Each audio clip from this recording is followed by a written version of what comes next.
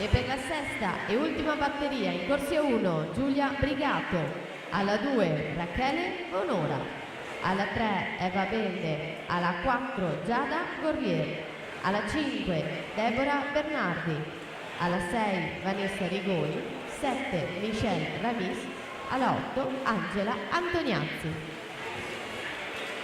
Allora attenzione, c'è una squalifica nella batteria 4 appena conclusa, atleta in corsia 8 Ginevra Matassa Cocis, stata squalificata per virata irregolare. In acqua la quinta con Giulia Teresa La Sorsa, 31,29 al passaggio, sua migliore quest'anno alla Sciorba di Genova, finale junior del Nico Sapio, 1,2,29. La Sorsa alla 4, Fabri in 5.